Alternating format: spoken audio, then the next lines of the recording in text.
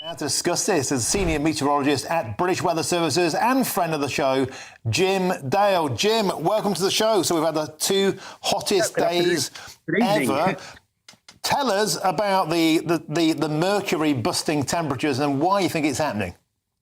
Yeah, well, you've got to go back to 2016 where it first sort of hit the sort of Richter scale as far as these world temperatures are concerned. And ever since then, we've had about 50 times when the records have been broken. So year on year, and now 2023, 2024, that you just mentioned, the Sunday and the Monday, both of those beating the record. So how does the record actually originate? Well, what it is it's about 8,000 stations across the globe, and that will include Greenland and Antarctica and the Arctic itself. So it's not just, areas with large conurbations, with large populations. It's also other more remote areas. Now, you put that all together in terms of the maximum and the minimum temperatures. They do the number crunching, and presto, you get to a point where we end up with a figure that has surpassed the previous one, and it did it 2 times in the last week. And I dare say we're going to get more of that, mainly in the northern hemisphere, by the way, because that's where most of the landmass is. It's where most of the population are, so that's where the effect is. But I would say quite categorically, this is a one-way street. These graphs are just simply going upwards in a straight line. And to be frank with you, and I'll say this openly to viewers, this is a line in the sand for climate change deniers. Let's make this absolutely clear. This is extremely serious in terms of the direction of travel, and these records are not made up. They're absolutely where they need to be from the European the European Weather Bureau, Copernicus, and they crunch the numbers. They're scientists. They do the right thing. If they were the other way, they would say so. We wouldn't break the records two in a row.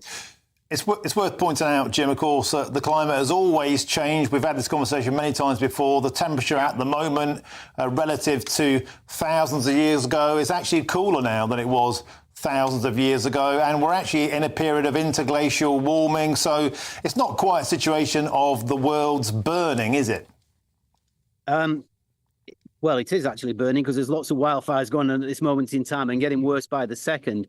What you've got to appreciate is what we're talking about here, going back to about the 1600s, is what we're talking about in terms of modern day records. Yes, we can go back, we can look at other ages, etc., where humans weren't so much influential. We all know what's influencing the atmosphere and climate change, and that is fossil use. No, it's not the sun, and it's definitely not volcanoes as prescribed by the Reform Party. So let's make this absolutely clear. It is the use of fossil fuels, emissions into the atmosphere that is. But there weren't fossil fuels thousands of years ago when the temperature was hotter than it is now. It's always, the climate's always changed. It's called the sun. Yeah, what you're missing here, Martin, is the accelerated rate. That's what you're missing. It's the actual movement since the Industrial Revolution, but particularly this last 20 years and absolutely this last 5 years. This is why we're seeing these records broken, no other reasons. And then the catalyst of that, or the results of that, are the major heat waves that we're seeing in many of the populated areas of the United States, of Europe, and of China as well. In these northern hemispheres, plus the wildfires, plus the extreme floods. It's just getting worse day by day, week by week, and that's where we're at now. So this is what I mean by a line in the sand. We got to admit that things are not what they should be, and this is because of the population strength, if you like. In other words, the number that we've got, it puts these pictures that you're showing, it puts populations at risk. And that's exactly what you're saying. And you've been reporting on this, and certainly I have, for the last 2 or 3 years. It's going to get worse. Okay, Jim, talking about a line in the sand, I noticed you've got a palm tree coming out of your head there.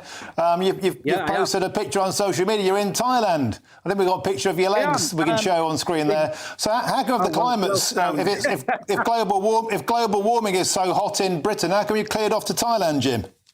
Okay, well, we've got an office in Bangkok, actually, a newly operated office. So we do some charity work here.